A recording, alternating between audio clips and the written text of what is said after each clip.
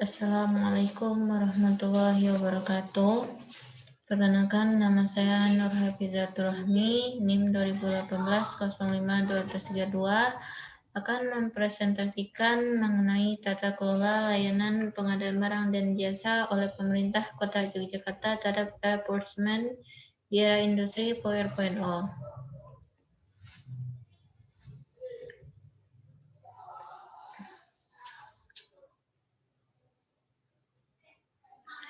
Yang pertama ada latar belakang masalah. Latar belakang masalah ini terdiri dari beberapa unsur. Yang pertama perkembangan revolusi industri 4.0, yang mana perkembangan informasi semakin maju dengan adanya revolusi industri 4.0 dan pemerintah dituntut untuk mampu mengimbangi akan segala hal termasuk perdagangan barang dan jasa. Oleh karena itu, pemerintah pun menyusun kebijakan sebagai wujud responsi perubahan pada kebijakan barang dan jasa. Kemudian ada perubahan regulasi dalam PBJ. Perubahan regulasi dalam pengadaan barang dan jasa ini yang mana sistem birokrasi yang berbelit-belit dan sulitnya pengawasan yang ada pada regulasi tersebut. Tidak hanya itu, tetapi pengadaan pemerintah masih membingungkan akibat regulasi hukum yang berlapis-lapis, sehingga memungkinkan pemerintah untuk membuat peraturan sendiri, sehingga akan terjadinya perbedaan regulasi dalam pengadaan publik. Selanjutnya ada kolaborasi LPSE dalam tata kelola layanan pengadaan barang dan jasa. Pemerintah Kota Yogyakarta membuat kebijakan dengan membentuk instansi bernama LPSE adalah penyelenggaraan sistem elektronik barang dan jasa. LPSE mengoperasikan sistem enforcement bernama SPSE. LPSE di sini juga berkolaborasi dengan instansi lainnya seperti BPKP, Apindo, dan lembaga sandi negara.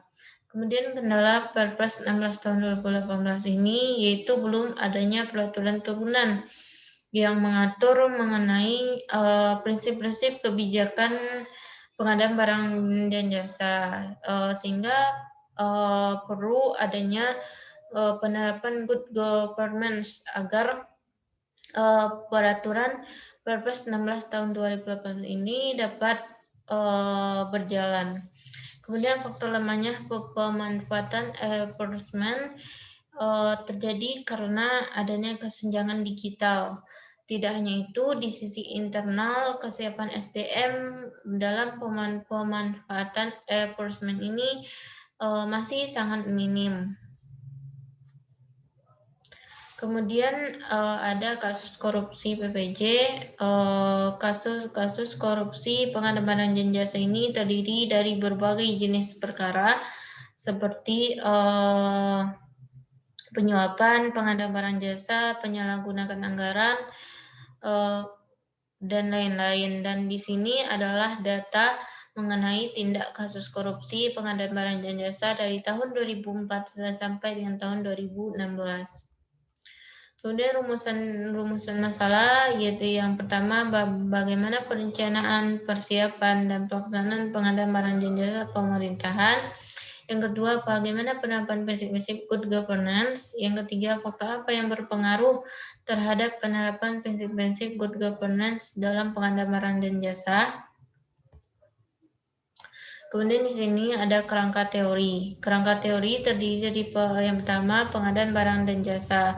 Berdasarkan Perpres 16 tahun 2018, pengadaan barang jasa adalah pengadaan kegiatan untuk memperoleh barang dan jasa oleh kementerian, lembaga, satuan kerja, perangkat daerah yang prosesnya dimulai dari perencanaan kebutuhan sampai diselesaikannya seluruh kegiatan untuk memperoleh barang dan jasa. Yang kedua ada enforcement. Enforcement ini adalah pengadaan secara elektronik atau pengadaan barang dan jasa yang dilaksanakan yang menggunakan teknologi informasi dan transaksi elektronik sesuai dengan peraturan undang-undangan. Kemudian di sini ada jenis pengadaan barang dan jasa yang terdiri dari barang, pekerja konstruksi, jasa konsultasi, dan jasa lainnya. Barang yaitu kebutuhan akan benda, baik merujut maupun tidak berwujud, bergerak maupun tidak bergerak, yang dapat diperdagangkan, dipakai, dipergunakan, dan dimanfaatkan oleh KLPD. Yang kedua ada pekerjaan konstruksi, yaitu keseluruhan atau sebagian kegiatan konstruksi yang meliputi pembangunan, pengoperasian, pemeliharaan, pembongkaran, dan pembangunan kembali suatu bangunan. Yang ketiga itu jasa konsultasi, yaitu jasa layanan profesional yang membutuhkan keahlian tertentu di berbagai bidang keilmuan yang mengutamakan adanya olah pikir. Yang keempat itu jasa lainnya, yaitu jasa non-konsultasi atau jasa yang membutuhkan peralatan, metodologi khusus, atau keterampilan dalam suatu sistem tata kelola yang telah dikenal luas oleh dunia usaha untuk menjalankan suatu pekerjaan. Kemudian ada prinsip-prinsip pengadaan barang dan jasa dalam Perpres 16 tahun 2018 yang terdiri 3 yaitu efisiensi, yaitu pengadaan barang dan jasa harus diusahakan dengan menggunakan dana dan daya terbatas untuk mencapai sasaran yang ditetapkan dalam waktu sesingkat-singkatnya dan dapat dipertanggungjawabkan. Yang kedua ada efektif. Efektif yaitu pengadaan barang jasa harus didasarkan pada kebutuhan yang telah ditetapkan dan harus sesuai dengan sasaran yang dimaksud. Yang ketiga yaitu transparansi. Transparansi yaitu informasi dan ketentuan mengenai pengadaan barang dan jasa seperti syarat teknis administrasi pengadaan, tata cara evaluasi, hasil evaluasi, penetapan, serta bersifat terbuka kepada peserta penyediaan barang dan jasa.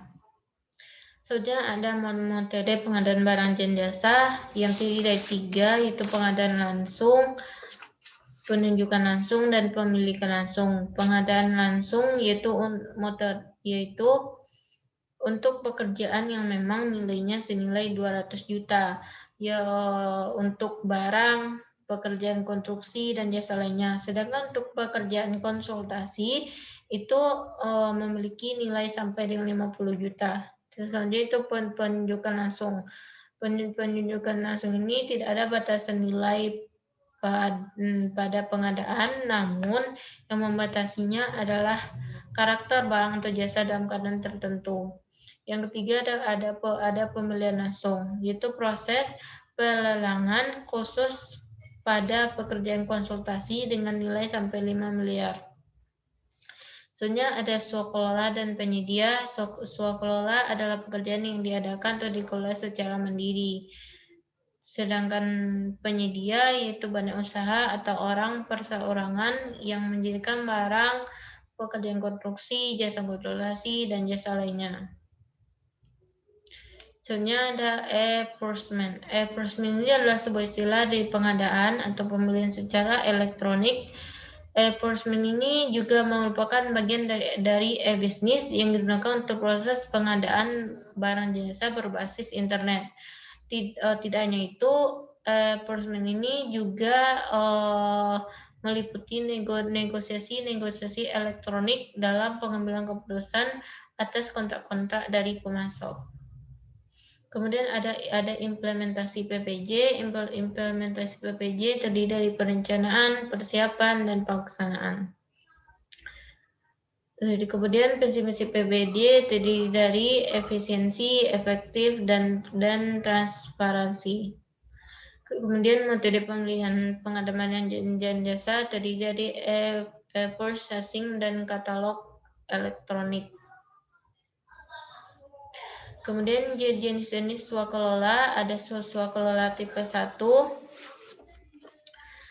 yaitu pekerjaan yang akan diwakilkan, merupakan tugas dan fungsi dari KLPD yang bersangkutan. Yang kedua ada swakelola tipe 2, yaitu dipilih apabila KLPD memiliki pekerjaan yang bertugas sebagai penanggung jawab, namun secara keahlian atau kompetensi teknis yang diberikan kepada pelaksana, dalam hal ini institusi di luar KLPD tersebut.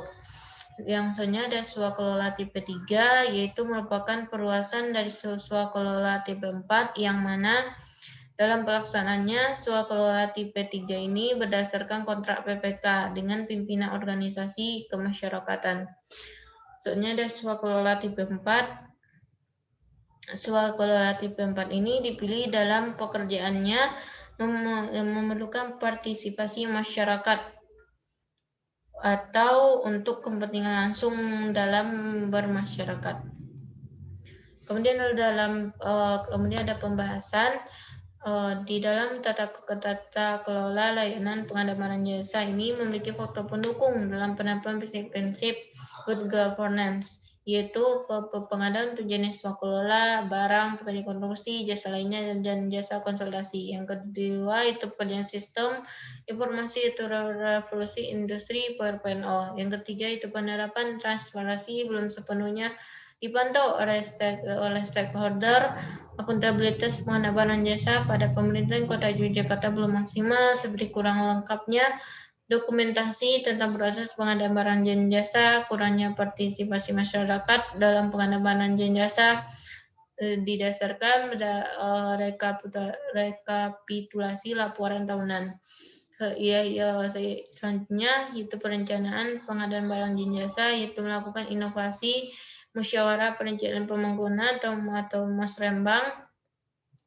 Yang keempat itu persiapan pengadaan barang dan jasa melalui penyusunan harga satuan pokok kegiatan tersebut dengan HSPK. Penyusunan HSPK ini dimulai dengan interpretasi kebutuhan barang jasa yang akan diadakan oleh setiap SKPD, dan selanjutnya dilakukan survei harga pasar atas barang dan jasa tersebut. Selanjutnya ada pelaksanaan pengadaan barang dan jasa, yaitu prosedur kerja pengadaan barang dan jasa pemerintah Yogyakarta yang secara langsung dan tidak langsung mengatur pelaksanaan pengadaan barang dan jasa. Yang selanjutnya itu kesimpulan dari tata kelola pelayanan pengadaan barang dan jasa, yaitu harus adanya kesepakatan antara pemerintah, masyarakat, dan pihak swasta untuk membangun pembangunan dengan baik dan membentuk unit layanan pengadaan. Dengan adanya teknik pelaksanaan enforcement di era revolusi industri 4.0. Sekian presentasi dari saya. Assalamualaikum warahmatullahi wabarakatuh.